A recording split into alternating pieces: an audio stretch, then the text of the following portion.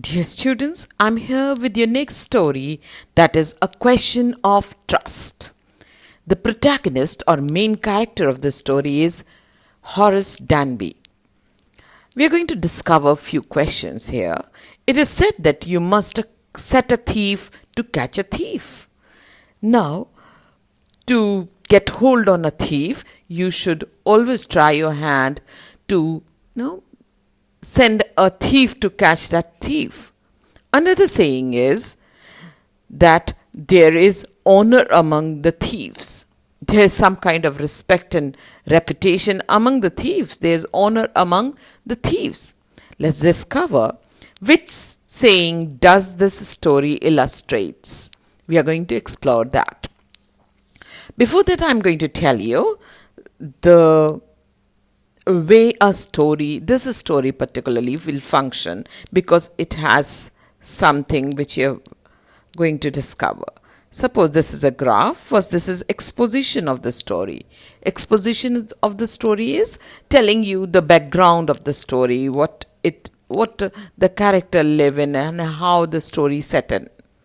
Rising of the action. Then the climax on the peak of it is the climax, falling of the action and resolution. This story contains climax. We are going to discover that climax. Okay. Now we are going to read the major questions. Read and find out, what does Horace Danby like to collect? Actually, he has a passion of reading rare and expensive books. And we are going to what extent he goes to fulfill that extreme passion or desire. Why does he steal every year? Everyone thought that Horace Danby was a good, honest citizen. He was about 50 years old, unmarried. He lived with a housekeeper who worried about his health. In fact, he was usually very well and happy, except for attacks of hay fever in summers. What is a hay fever? He was allergic to the flowers. So whenever he is near the flowers, he used to sneeze, and very badly sneeze. He made locks. What was his profession? To make locks.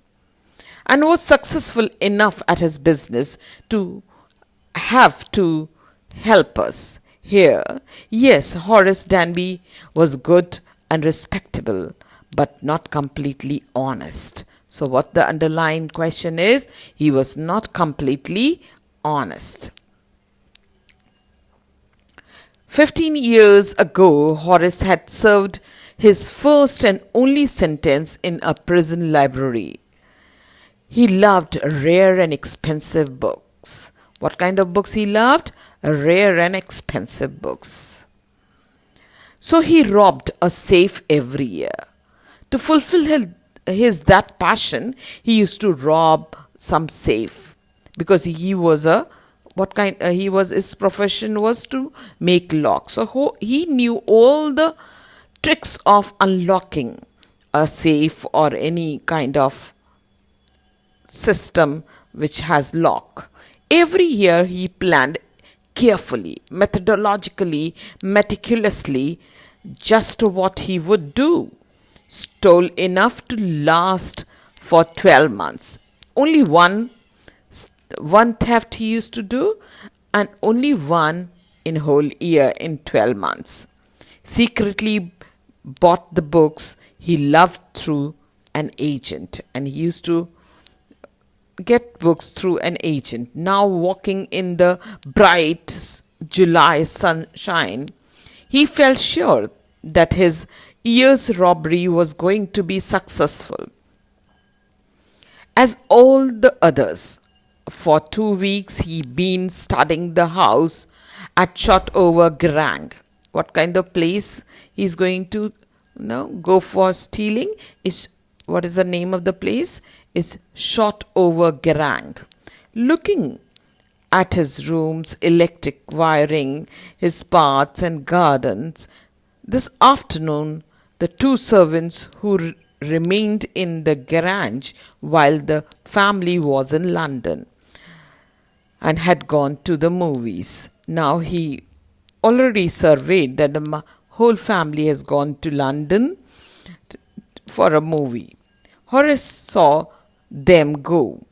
He felt happy in spite of a little tickle of hay fever in his nose. So he is sensitive enough to get hay fever, allergic. He came out from behind the garden wall and his tools carefully packed in a bag on his back. There was about £15,000 worth of jewelry. What jewels he had? The jewelry was £15,000. No, the worth, the price or the cost of the jewels which they had in the garage safe was £15,000. If he sold them one by one, he expected to get at least 5,000, enough to make him happy for another year. There was 3 very interesting books coming up for the sale in the autumn. So what kind of sale he is waiting in the autumn? 3 interesting books. Now he would get money, he wanted to buy them. He had seen housekeeper hang the keys to the kitchen door on the hook outside. He put on a pair of gloves and took the keys and opened the door, and he was always careful not to leave any fingerprints. A small dog lying in the kitchen, it stirred, made a noise, and moved tail in a friendly way. No, it was moving a circular motion as dogs do, you might have seen, and he was happy to see a person in their house. All right, Sherry, Horace, as he passed. Now he also showed some of acquaintance with the dog. All you had to do to keep the dogs quiet was to call them by their right names. Show them love. The safe was in the drawing room, behind a rather poor painting. Horace wondered for a moment whether he should collect pictures instead of books. So they had nice pictures there, and so he was fascinated by that picture, but they took up too much room. In a small room, books were better. There was a great bowl of flowers on the table. No, their container of flowers, a vase of flowers. Horace felt his nose tickle. There was tickling in his nose, and he triggered allergies. He gave a little sneeze, then put down a bag. He carefully arranged his tool, and he had 4 hours before the servants' return. The safe was not going to be hard to open. After all, he had lived with the locks and safes all his life. The burglar alarm was poorly built. He went into the hall to cut the wire. He came back and sneezed loudly as the smell of the flowers came to him again. How foolish people are when they own valuable things, Horace thought. A magazine article had described his house, giving a plan of all the rooms and pictures of his room. This is how the thief discovered the pathway of his safe and house. The writer had even mentioned that painting hid a safe. How foolish, no? There is a safe hid behind the painting. But the Horace found that the flowers were hindering him in his work. They were blocking his work. They were restricting him from his work. He buried his face in the handkerchief, and then he heard a voice saying from the door back, What is it? A cold or a hay fever? Before he could think, Horace said, hay fever. Found himself sneezing again. The voice went on. You can cure it with a special treatment, you know, if you find out just what plants gives you disease. So there's a lady calling him from back, and she's suggesting that if you know what kind of allergies have and what kind of flowers gives you allergies, you can certainly and surely cure it. I think you would better see a doctor if you are serious about your work. I heard you from the top of the house just now. It was a quiet and kindly voice, but one with firmness in it. She was a confident lady who was speaking to him.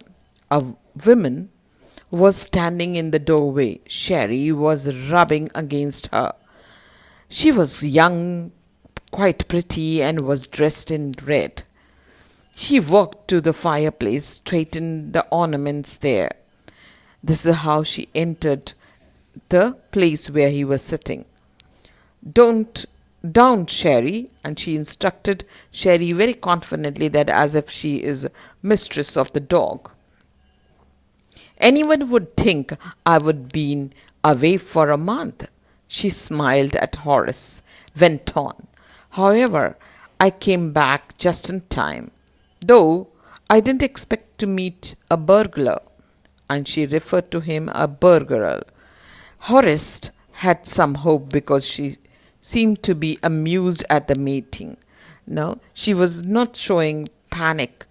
No, as a owner of the house, she was amused that she is happy to meet someone like Horace. He might avoid troubling. No, he might avoid trouble if he treated her the right way. He replied, I didn't expect to meet one of the family. She nodded. I see what an inconvenience it is for you to meet me. What are you going to do? Horace said. My first thought was to run. So what she thought? To run away. Of course, you could do that, but I would telephone the police. Now she threatened him that I will telephone the police. Tell them all about you. They would get you at once. Horace said, I would, of course, cut the phone wire and then he hesitated, a smile on his face. I would make sure that you could do nothing for some time. A few hours would be enough. She looked at him seriously. You would hurt me? Horace paused and then said, I think I was trying to frighten you when I said that. You didn't frighten me, Horace suggested. It would be nice if you would forget you ever saw me. Let me go. Now he is making a deal with that lady that forget about me that I met you. The voice suddenly sharp. Why should I? You were going to rob me. If I let you go, you will only rob someone else. Society must be protected from men like you. She is so confident and she is stating very, very straightforward sentences. Horace smiled. I am not a man who threatens society. I steal only from those who have a lot of money. I steal for a very good reason, and I hate the thought of prison. And he gave his weaknesses, and he also gave the reason why he is stealing only once a year, and that for the good reason for collecting books. She laughed and she begged, thinking that he had paused her. Look, I'm no right to ask. I have no right to ask you for anything, but I'm desperate. Let me go, and I promise never to do this thing again. I really mean it. Now he is also the horse Horace, Horace Danby is very much worried, and he says that I'm going to just leave me, I'm not going to steal again. She was silent, watching him closely. And then she said, "You're really afraid of going to the prison, aren't you?" She came over to him and shaking her head. "I have always liked the wrong kind of people." She picked up a silver box from the table and took a cigarette from it, and Horace, eager to please her, seeing that she might keep him, took off his gloves and gave her his cigarette lighter. "You will let me go?" He held the lighter towards her. "Yes, but only if you will do something for me." "Anything for you," he said. We left for London, I promised my husband to take my jewels, to our bank, but I left them here in the safe. I want to wear them to a party tonight." And she gives a reason that all jewelry or all jewels are locked in the safe, and I have forgotten the combination or number of the safe. Horace smiled. "You've forgotten the number to open the safe, haven't you?" "Yes," replied the young lady. "Just leave it to me. You will have them within an hour." "But I will have to break your safe." "Don't worry about that. My husband won't be there for a month, and I will have the safe mended by that time." And within an hour, Horace had opened the safe, given her the jewels, and gone happily away. For 2 days he kept his promise to kind young lady. On the morning of the third day, however, he thought of the books he wanted, and he knew that he would not look for another safe. But he never got the chance to begin his plan. By noon, a policeman had arrested him for the jewel robbery at the Shotover garage. Why he was caught by the police? Because he left all the fingerprints there. His fingerprints of the hand opened the safe without gloves were all over the room, and no one believed him when he said that the wife of the owner of the house had asked him to open the safe for her. The wife herself, a grey-haired, sharp-tongued woman of 60, because the owner of the house was 60-year-old, and the lady who entered the house, who asked her to open the safe or locker, dressed in red, smoking there, very confident, was a lady herself, a thief.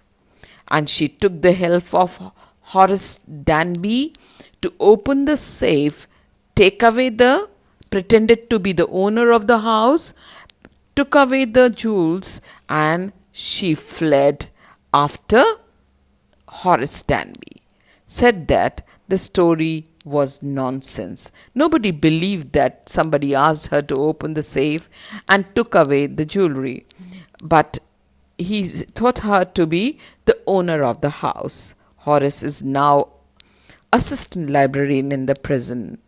Now you can see in the picture, he is assistant librarian in the prison. He often thinks of the charming, clever young lady who was in the same profession as he was. So he was tricked, fooled, deceived by that charming young lady. She made her, no, she made him her victim. Who tricked him? He gets away very angry when anyone talks about Honor Among Thieves by Victor Canning. So this is a story about two thieves, one cheated another, and I hope you like the anticlimax of the story. The who pretended to be the owner of the house was not the owner, but she was another thief. Rest we'll do in the next video.